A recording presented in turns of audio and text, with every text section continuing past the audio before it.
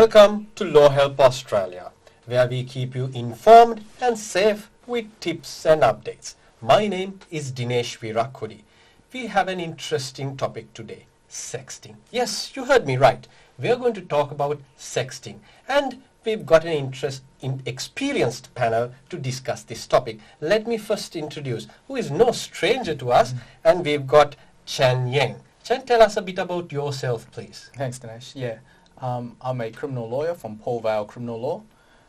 We do criminal law only and we specialise in that field. And we've got Deb Waterhouse-Watson, and you are a lecturer at Monash University. Tell us a bit about yourself, please. I'm a lecturer in media studies, and so my main research area has been on football and sexual assault in the media, and I've also been lecturing on social media and the law at Deakin University, including sexting. And we've got Russell Boyd from Armstrong Legal. Russell, can you tell us a bit about yourself, please? Certainly, Dinesh. So I practice exclusively in criminal and traffic law, based in the city and appear all over Melbourne. All right, let's start. Now, what is sexting in legal sense? In relation to sexting, the legal definition is the sharing of sexually explicit images through multiple modes of social media. It could be through mobile phones, through the internet, and different various fields. So, is it illegal? Dinesh, that really depends. The law has changed quite a lot. Traditionally, basically, any photograph or film or image depicting a minor in a sexually explicit act or acting indecently could be considered child pornography, and that's led to some undesired consequences. So minors who are engaging in sexting with one another potentially being charged with criminal offences and having to be registered on a sex offenders register. Now we've got the introduction of some new laws aimed specifically at sexting, which also makes some provision for minors engaging in consensual activities. Let's talk about that, the new provisions. Shen, what are the new provisions and what's the difference now? Well, if you will, there's a sword and shield. Basically, in relation to the sword, there's two new provisions in the Summary Offences Act. They refer specifically to the transmission of materials or sexting, if you will. Intimate images? Yes, intimate images, and also this is an area which is still to be flushed out. Images and possibly moving images, films and things like that, especially with Instagram and the advent of videos and short film clips. So that Facebook involved? Yes, that's all those things are included. So that's one aspect of it. The other aspect of it is, like what Russell said, helping to protect minors from potentially being prosecuted in terms of possessing of child pornography and things like that. So what that aspect of it is the establishment of defences in relation to minors possessing or producing child pornography. So we'll talk about defences, but first, what are the new summary offences, any one of you? So basically the changes to the Summary Offences Act creates two distinct offences. One is if someone intentionally distributes intimate images of another person. The other one is if they threaten to distribute intimate images of that person.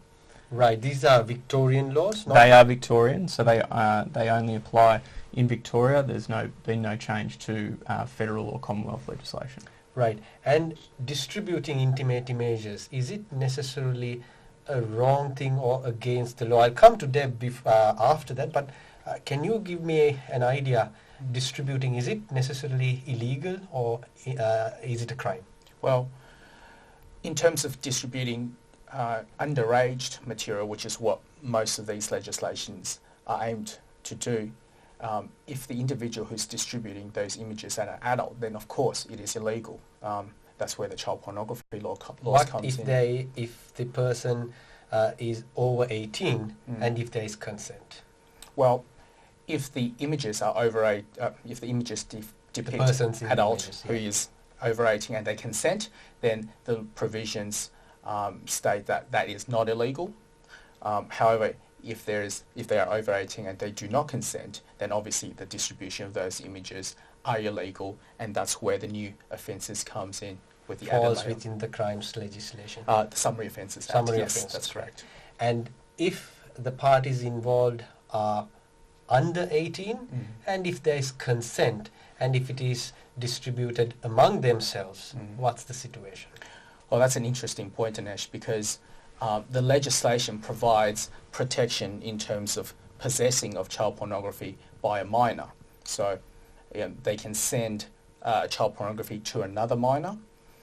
However, the next step in that the recipient then sends it to another person, that could fall in a criminal matter, because technically a child under the age of 18 cannot give consent. So if the producer, if you will, then consents to another individual to send the material to another person, there's issue in relation to whether that consent is something that will be recognised in law. So it's interesting. So two people under the age of 18 consents and each other exchange such images are all right.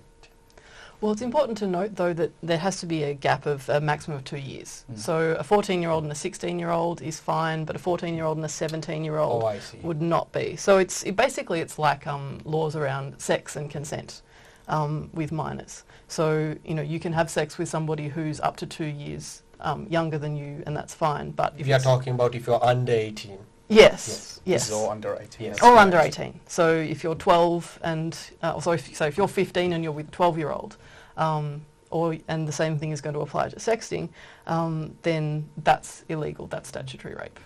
Deb, you have done some research in this area. Now, apart from a legal point or legal aspects, there are social implications. It's as if it's normal among young kids these days.